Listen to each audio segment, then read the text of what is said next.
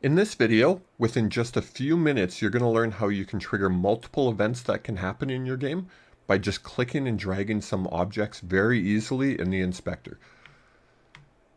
So in this example here, we're going to set up this little base plate air vent on the ground to be a trigger, and then we're going to walk over it, and it's going to play multiple sounds, add a bit of screen shake, some particles, and open a secret passage. Let's jump right in and get started. I just have this little scene created that I made. This is using the Cinti Dungeon Pack, and I'll have a link to it in the description below if you want to check that out on the asset store. And it also uses the Unity free third-person controller pack, which you can get off the asset store as well, and I'll have that link below as well. Now I've done the prep work for this, so I have a few different things set up in the scene here. The main thing I want to do is I'm going to go over to this vent here. I'm going to select it and just add a box collider to it. And I'm going to set this to be a trigger. I'll make it a little bit bigger. So maybe just a bit bigger on the Y.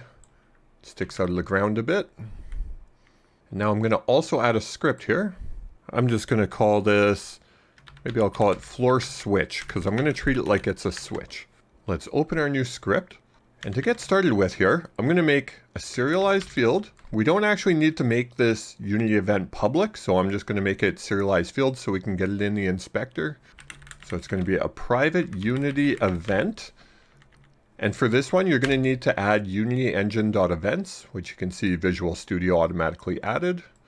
And then we just got to give it a name. Now, when you hear events, there are C# events as well, and they're very similar. We're not going to talk about C# events in this video, as those are all code-based and there's a lot more to them. These are very similar, but much easier to use for a beginner without having to do a lot of code. So let's go take a look at this event before we do anything. I'm going to go back to Unity, and now on our floor switch here, we have this little component here, which shows up in our inspector. Now, if you've done any work with the user interface on a canvas, such as buttons and things like that, you're going to notice this looks very similar. This is actually the exact same way that you handle button input on a user interface. We can just click the plus button here to add something to this list, and then we can tell it what to do on this event. I do have quite a few things set up I'm going to apply to this event right away, but let's just start with this sound manager script I made. I'm going to drag this in, and then just like with a button, we can go to the script on it, which I called sound manager, and we can run any public method here. So I'm going to pick place switch sound, which is the sound when you walk on this switch. So right now, if we run the game, it's not going to do anything because we haven't told our code to run this Unity event yet.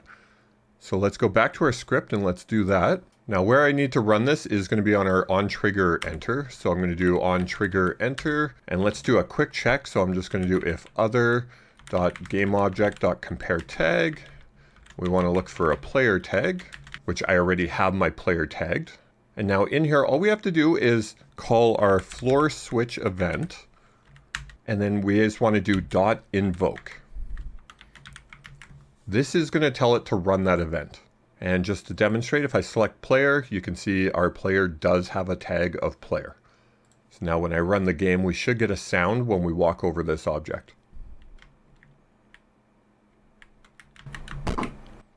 Okay, and we did get the sound, so that is working. Now this is where the power of Unity event comes in. So we've done the work, we call the event, we have this sound play, but if we want to start adding more to this event, all we have to do is click the plus sign and just add more things in. So the next thing I want to do is I have this little spiral animation here, or particle system. So I'm going to select that, and then in the function, instead of running a script, I'm just going to select the game object and tell it to set active to be true. So now all it's going to do is turn on that particle system. So if I go run the game, we should get a sound and a particle system now. And there we go. So we're starting to get there. Notice we kind of have a little air vent Marilyn Monroe thing going on here. Now let's continue and let's spice this up even more. So let's add another one. This time I want to start opening this secret wall. So on this object, I have a script on here called secret wall. So if I just select secret wall, and then I have one called open secret wall. So now we get a sound, a particle system, and our wall goes down and we get a kind of rumble sound with it. And then we can keep going from there. So I could do another one where I turn on this point light that's inside there. So again, just game object, set active, and we check it as true. And then I also have a screen shake. So let's just hit plus again. We'll select screen shake. And on the screen shake script, I have trigger shake. And this one's not so much a screen shake, it's more of like a wobble, but it still adds to the benefit of the game. All right, so let's see all of these in action now that are all running from one Unity event.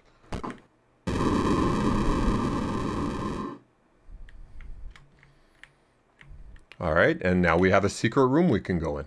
So this is a very powerful tool that you can use. One other thing I want to show you quick here. When we're using a Unity event like this and we just serialize it in the inspector, we can just call it with invoke like this and we don't have a problem. It's not going to crash our game or anything like that. But if you start getting more advanced with these and you start running them from code where you're adding things to them, instead of doing it all in the inspector, you could possibly run into an issue where your game crashes if you try to run this and there's nothing in the event. So it is pretty good practice. You can do before it, you can just do if floor switch.event not equal to null. You can see the autocomplete's already doing it here. So this gives us a good little null check.